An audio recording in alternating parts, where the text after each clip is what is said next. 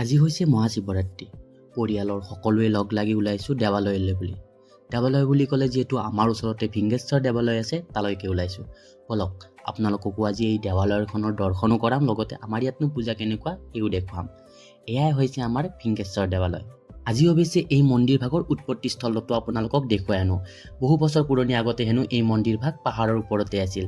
বহুত কাহিনী আছে, সেইবোৰ এই শ্বৰ্ট ভিডিঅ'টোত কোৱাৰ সম্ভৱ নহয়। সেইকাৰণে ভাবি লওক আপোনালোকে আজি বহু বছৰ পুৰণি আগতনো মহাদেৱৰ এই দেৱালয়টো ক'ত আছিল সেই ঠাইডোখৰ অকণমান চাবলৈ গৈ আছোঁ। অৱশ্যে ইয়ালৈ অহা যোৱাৰ বহুত বছৰ ধৰি নাছিলে কোনো, কিন্তু এতিয়া বৰ্তমান বংশৰ অভয়পুৰাপাম ৰাইজৰ তত্ত্বাৱধানত ধুনীয়াকৈ এটা ৰাস্তা বনোৱা হৈছে আৰু ধুনীয়াকৈ ওপৰলৈ যাব পৰা হৈছে। আৰু বলক সেই মৰ্মে আপোনালোকক আজি ওপৰভাগ দেখুৱাবলৈ আমি সক্ষম হৈছোঁ। এয়া দেখিছে নহয়, ইয়াত নামো দিছে অৱশ্যে ভিংগেশ্বৰ আশ্ৰম বুলি। অৱশ্যে ইয়াৰ তত্ত্বাৱধানত বহুত মানুহ জড়িত হৈ আছে আৰু বহুত কষ্ট সিহঁতৰ আছে। ধুনীয়াকৈ ঠাইবোৰ চাফা কৰি ধুনীয়াকৈ মন্দিৰ স্থাপন কৰিছে। আৰু আপোনালোকক ভালদৰে এদিন দেখুৱাম আৰু এদিন আহিম ইয়ালৈ, যিহেতু ইয়াত আহি খোৱা বোৱা ব্যৱস্থাও কৰিব পাৰি। এয়া দেখিছে নহয়, খোৱা লোৱাৰ ব্যৱস্থা তেওঁলোকে কৰি আছে। আৰু এই যে উঠি আছে গছত আৰু তলত কাম কৰি আছে মানুহবিলাক, সেই সকলোবোৰৰ তত্ত্বাৱধানতে অৱশ্যে এই মন্দিৰ ভাগ বা আশ্ৰমটো হৈ উঠিছে। এতিয়া আপোনালোকক ওপৰৰ পৰা ধুনীয়া ভিউটো দেখুৱাই তলৰ পূজাভাগ অকণমান দেখুৱাই দিওঁ বলক।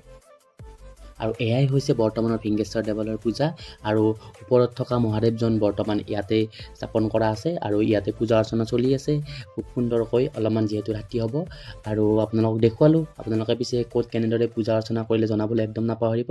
আজিলৈ তেনেহ'লে বাই বাই, নেক্সট ভিডিঅ'ত আকৌ লগ পাম।